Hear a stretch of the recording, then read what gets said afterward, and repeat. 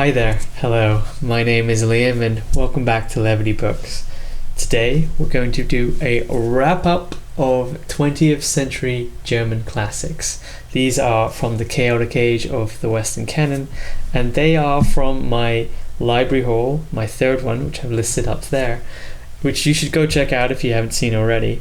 And if you like looking at classic literature and you like a really analytical take on fiction, and you like someone who seriously reads good fiction, then subscribe for more content. We're going to be going much deeper into literature in the future. This is my first video series, which I'm completing now, and it's been fun. It's been fun getting this far, and I've got a lot more to go. So I'm going to go from my least favorite to my most favorite book in this haul. And yeah, without further ado, let's go. So the first book I want to talk about is Shadowlands by Johannes Bobrowski. These are poems from a soldier who was in the German resistance, and after the World War II he was imprisoned by the Soviet Union for many years, and when he came out he wrote these poems. And this book is published in 1984. It's the first English translation of anything by Johannes Bobrowski. This is essentially his collected works. They are 3 books in chronological order, and yeah, it's when they were first released he was unknown in Germany, and his poems really were only understood by people from East Germany. The West Germany folk, they didn't really understand his poems, and I can definitely relate to that because I just did not understand what was going on here. Shadowlands is the name of one of the poems in the collections, but it's not really that much of a standout poem. What I think this poetry collection is about, all Bobrowski's poems are about generally, is they're always talking about the reflecting on nature, looking at nature and seeing the devastation of the war, like the lack of German culture, the loss of people. There's always these landscapes which just have not a lot of life in them. The Shadowlands, the shadow is almost the shadow of death, which is being cast out along the land. And so yeah, I think that's clearly a common theme in all of these poems. But what I've got to say is I didn't really like it. I didn't like it because these are essentially 200 poems about rivers. And I know it's a bit facetious to place it like that, but seriously, there is not a lot of variation in these poems, and it's hard to know what the true meaning is behind these poems. They're very literal, they're very full of imagery, but there's no passion I see in these. There's no deeper meanings that I can easily see. And they all just have the same imagery. They have a river, they have a hut, they have a wall. It's almost like he was... At the beginning I was really excited about this because I thought that this was a collection of poems that kind of work together, like an epic poem. I thought that each poem would lead on to the next, that there would be some development. It was as if it almost felt like a diary entry. Each poem is like a day of him living in this wilderness, but really after a while it's all the same. There's not really any development. As you do go through this collection, you do see chronologically his poems slowly move back towards humanity, and maybe that's it. It's the recovery of this of coming back to humanity from the raw nature of the death on the landscape.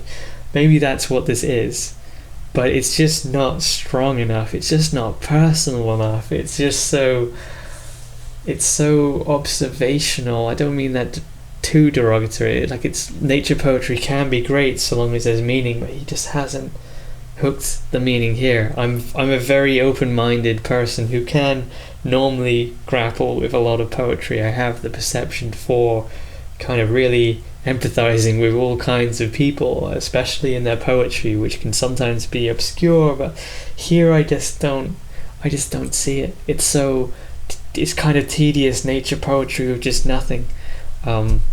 So yeah, unfortunately, this one's lost to me, and it's not too popular outside of Germany. And I don't think it's about the translators. I think they've done the meaning is quite self-explanatory. There's no ambiguity that I can see that would be lost through the translation. But I could be wrong, but I don't think I am, because it's so consistent. It's so consistent throughout the work that I honestly can't defend it too much. Though I'm not giving it 1 star. I think it's a 2-star because it's alright. It's just not memorable. But it's definitely good. It's like definitely the poems work, but it's just that they don't lead anywhere. So yeah, this one was disappointing, unfortunately. The next book I'm going to talk about is The Sleepwalkers by Herman Brock, and I mean, it's a great cover. Again, interestingly, this is 3 books in 1 book. So it's 600 pages, and there's like 3 200-page novels in this. And I didn't get far enough through this to tell you too much about it. I got 10 pages in, and I knew enough to know that I didn't want to read it now. I probably never want to read this. And I'm just going to briefly tell you why. It's that the introduction begins by describing this really heinous, ugly father. Like this father that fails on all accounts and is the real embodiment of evil. But the problem is that it's just too overdone. It's too dramatic. It's too unrealistic. I don't think that there is anyone that meets this description. It's almost like supernaturally evil, this person. Like the way that they walk, it's like spider-like, and you're thinking, okay, I mean, is this really a person? And I could tell where this book was going. So it starts with this evil father who, nobody likes, and he is just mean to everyone. And then you have the son who resents him, and the son who's trying to be good. And the father decides to try and convince his son to become very intimate, or maybe even marry a working girl at a casino, who, the way that it's written, it reads as if the casino is almost like a place for strippers or dancers or something. So, and he does this. The father takes the son to this place where there are soldiers as well. This is all, this obviously wouldn't be allowed or above board. And then the father is like, I'll take one, you take the other. Like this father's being the wingman for the son. And I was just thinking, this would never, ever, ever happen, because a man who is married, no matter how abominable he is, if he has a wife and he has a son and he is an officer, this would just never happen. It's just like a man that evil would not do something so foolish out in the open. It doesn't make sense. It's also just not that nice to read. It's not that appealing, and I found everything very contrived about it, because the son was then like, I don't want to be like this evil man. But it was an unrealistic counterpoint for character development. The message, I could tell, was going to get preachy. I could just tell it is going to get preachy from a place which wasn't honest. And I couldn't. I thought also I had to read this in a week, and I'd have to really put effort into it. And that premise, to really struggle through that, I was like, no.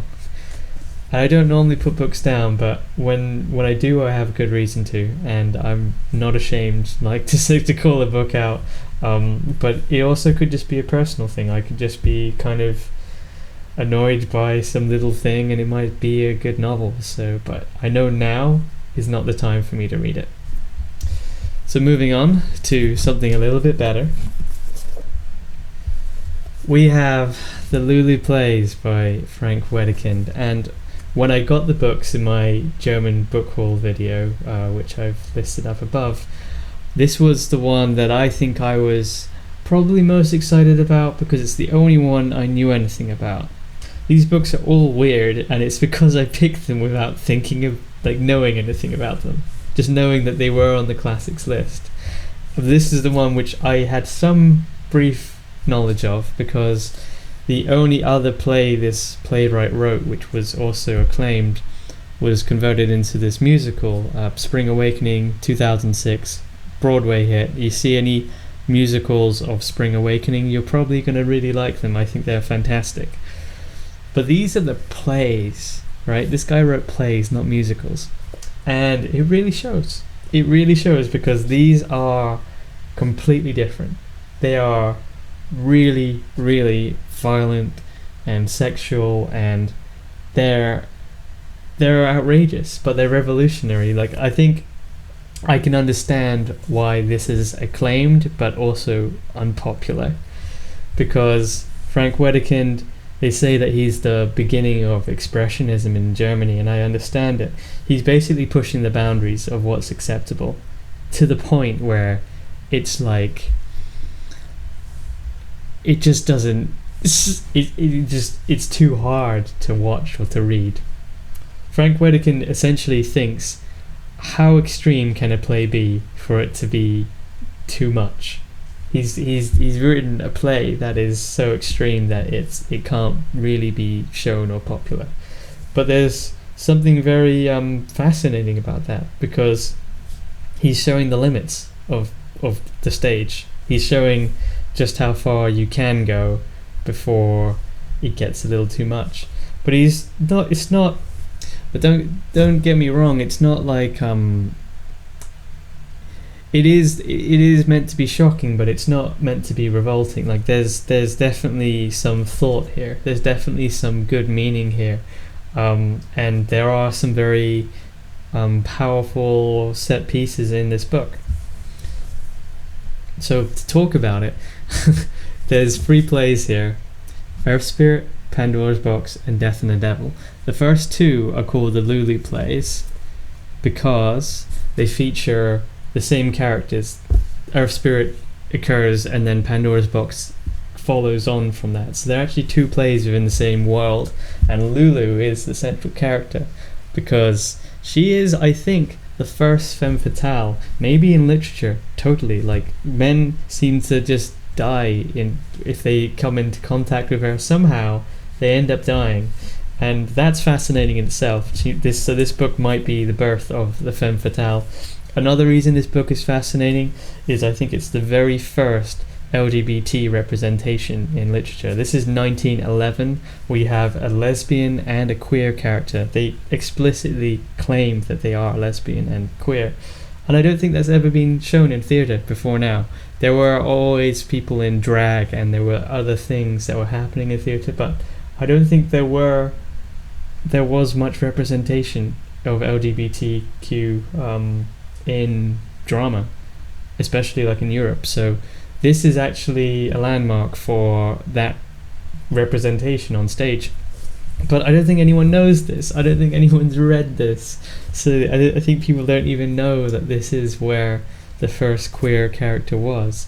It's not a set piece in this. It's not like a focus, but it's definitely important to what he's saying, because this play is all about those kind of themes, about how we deal with sexuality and how we deal with violence as well in society. And so that's the second thing. The third amazing thing about this book is there's actually in the third play, Death and the Devil, which doesn't really work as a play. It's like 2 people talking. But there is a part where he says something quite advanced in feminist theory. In 1911, he talks about a Marxist critique of second wave feminism before it's even happened. He says that if we as a society see prostitution as slanderous, as bad, then that drives down the wages of sex workers, and that's bad to the empowerment of women who can't use their biological advantage to work. Like, he's saying that there is going to be a conflict in feminism surrounding the topic of whether prostitution is empowering to women. So yeah, he actually very explicitly broaches that in Death and the Devil in 1911. So I think the whole feminist timeline that we have is not necessarily incorrect or wrong. It's just that I think the public was talking about some things which are only just emerging in popular knowledge, it was kind of known way back when, just in different cultures, and it wasn't publicly talked about enough. It had to be seen in something so outrageous as this, like as this play has so many outrageous things in it, and yet it has these very far forward progressive ideas which actually ended up being, what we now see as quite normal. So there's definitely a lot of thought in this, and it's been underappreciated. There's definitely musical potential here. The Lulu Plays you could take away a lot of the violence and the kind of outrageous sex scenes, and it would be actually a pretty interesting piece of theatre. So that's all I had to say to that. I gave it 2 stars, not because I don't think it's good, but just because I think a lot of people will be shocked by this, and it's not likable enough to be popular. But I do think there's a lot of potential here. So if this sounds up your street, then try find this. It's hard to find as well. It's very limited. But yeah, that one took me by surprise. Okay, so now we're moving into the good, and they were really good. So I had 2 bad books, 1 book that's kind of alright, and then I had 2 really good books. The first of which I'm going to talk about is The Visit by let's get this right. The Visit by Friedrich Durrenmatt. And let me just show you this. So this is what I think was the first stage performance of this play, and it just looks fantastic. So the idea is you have this noble woman who enters this town. So she's very rich and prosperous. She enters this very small, modest, humble town, and the play is fantastic. It explores this idea of a very nice neighborhood suddenly becoming rapidly corrupt by someone who has power, and it's this woman who has money, and she wants something changed about this town. And I'm not going to tell you exactly what it is, but she turns the people against someone, and she does it through money. So this is approaching the theme of bribery in Nazi Germany, which I'll talk about in a bit more, but that's also the idea that corruption can come from power through money. And there's just a lot of great stuff to this play. So I read a version which people had written stuff like trite. They'd written trite so many times at the very beginning, where you have this nice town, and I was just there like, there it is again. I was just there like, well, it's meant to be trite. This play at the beginning, the town seems very falsely happy. Like, it has this false optimism. Everyone's a neighbor, and it just doesn't seem real. A lot of this play seems like a dream. And the person was like, "Oh, it's trite, it's unoriginal, it seems contrived and fake." But that's the point here. I think it's intentional. There's a lot of thought into how this is crafted. But it reads like a thriller.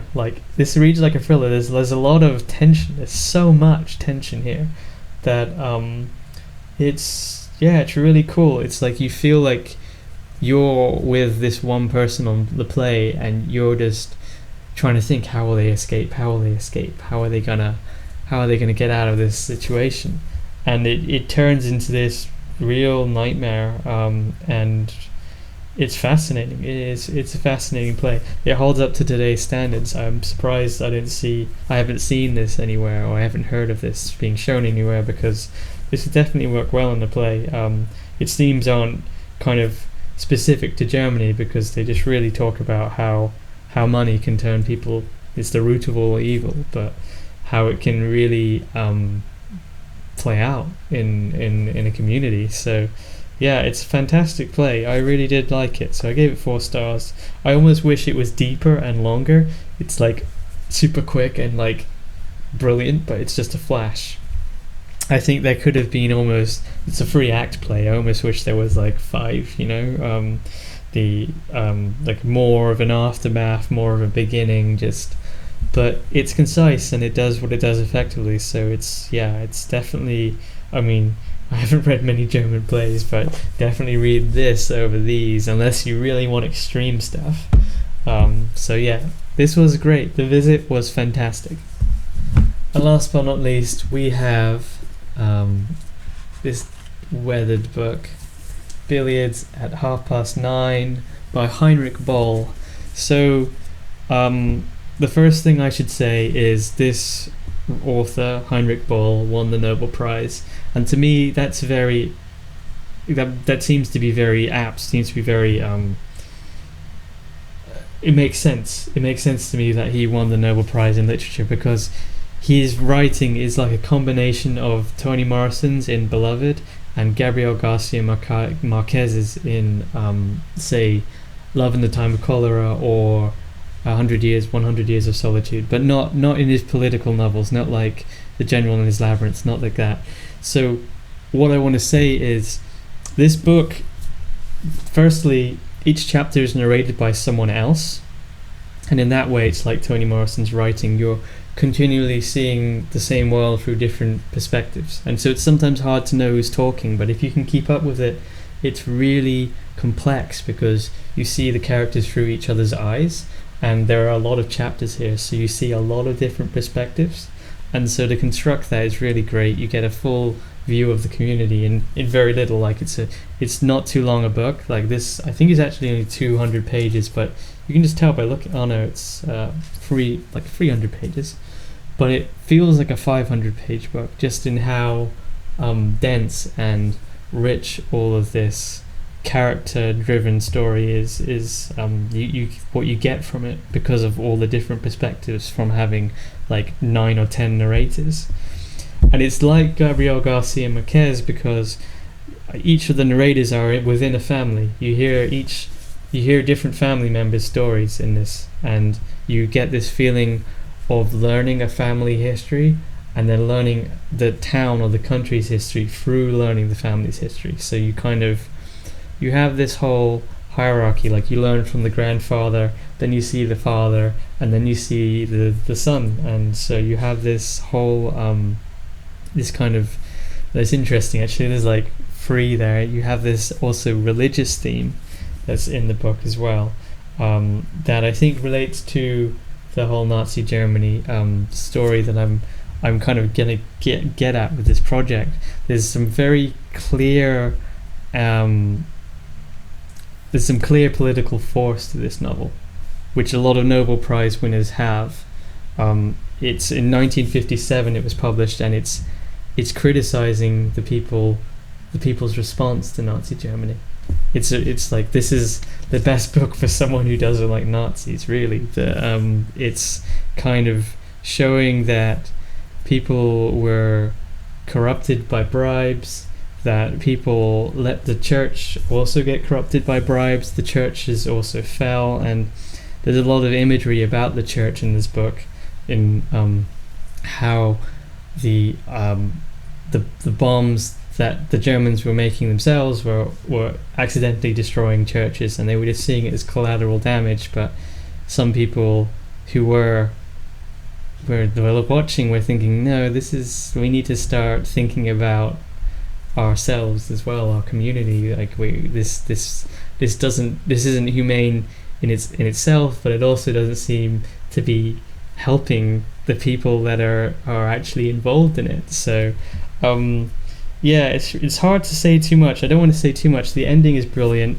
and I think it's really kind of a wholesome spirit to it. It does, in the same way, kick back against subjective reason, like Hess, like Rilke. There's some poetic zeal to this. There's a real force of humanity to his writing, and so I really liked it. It's like I said, like Toni Morrison and Marquez, kind of exploring the trauma of a cultural history through the kind of the memories of people, the memories and the visions of people within a community, and you get this real bird's eye view of a moment in time of a culture. And it's kind of, I would see this as historical fiction. It's very clearly written about present day Germany in 1957. It's talking about the aftermath of the war in Germany. And so if I was German, if I had more German friends who were kind of around at that time, I'd definitely say this is something you should read. Heinrich Böll, like, I think he's definitely talking to and for the German people. And yeah, I think that's the most of what I have to say about this. Actually, there's a little bit more. So one thing I have to say is there is no action in this book. So it's really slow, and you might not like that. But at the very end of this book, it suddenly changes. And what happens is, look, I want to show you this. So in my copy, these pages are torn clean out. This is right at the end of the book. So this is the beginning of the book. Right at the end, there's these pages. They're all torn out. This is like the last page. And what happens in these pages is someone fires a bullet. So the whole book, like the whole story, takes place within one day. You're just seeing everyone's perspectives within a family, and then a bullet is shot at the end. And I won't say who it's for or what it's about, but it's definitely, the bullet is going between the public and the Nazi soldiers. I won't say which direction it's going in, but you have to read it to find out. But I wonder, like, either these pages, like, the book suddenly turns into a thriller. It almost feels like Total Recall or something. Like there's just this present narration of things, and it gets so intense because you've read 200 pages of just like talking about your childhood growing up, talking about how you used to be an architect, this father was an architect, and you learn all these things that are kind of just about how the family survives, about how the son went into the military, and then all of a sudden there's this big action moment, and it's just so surprising. But I won't tell you how it all pans out, but the book itself, it plays with genres. It's not, it definitely switches something there at the end that was just fantastic. I really liked that. Final thing I should say, I don't want to take too long, I'm just seeing how long it took to get this far. Final thing is, what does the title mean? So this isn't about billiards really. What it means is the father played billiards at 9:30 every day during the war, and he did this as a form of passive protest, just to show that he did not want to cooperate with what was going on outside. The soldiers were walking the streets and the world was at war. He wanted to have this set, rigid routine about doing something like playing billiards.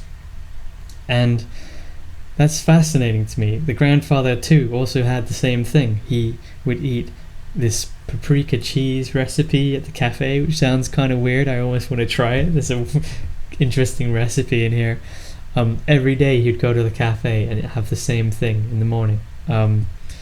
And it was the same thing. I think what the author is saying is that passive resistance to military can be obtained by just having a very rigid routine. It stops you as a citizen from conforming to what's going on. And it's almost like I don't want to get into trouble here, but like it almost seems a bit like an autistic Asperger's compulsive like behavior. Like they stick to this routine not with like a passion, but just more like this has to be done, like an order, like that subjective idealism, the German idealism, the subjective reason of order, of doing things efficiently. It's almost like they turned that on to their own life habits. They turned it away from doing things for the country, but they brought it into themselves and said, hey look, I'm gonna eat paprika cheese at this type of day and draw whilst I do it, and that's gonna make me very productive just at what I want to do. Same with the billiards too. So I do wonder whether the orderly nature of German people stems from a tactic of passive resistance against Nazi Germany, just to have this routine. And it's almost like the religious routine of going to church on a Sunday, and the church does feature in this, and the loss of the church, the church was lost from this community, and then people started having these set routines, and especially on the weekends. So it's just a fascinating point to me. I think it might be a message to people that are in kind of dire straits in their society if something's going wrong, that how holding a rigid routine about your daily lifestyle can bring the order you need to kind of just survive through that state of war or whatever is going on. So I found that fascinating on a cultural, historical level too. So yeah, it's a really good book, but it's hard to read, much like many other Nobel Prize winners, because it deals with cultural history and it has perspective, which has many unreliable narrators. So you do have to work for it, but if you stick with it and you don't want action all the time, this is a fantastic book. It's a favorite of this lot.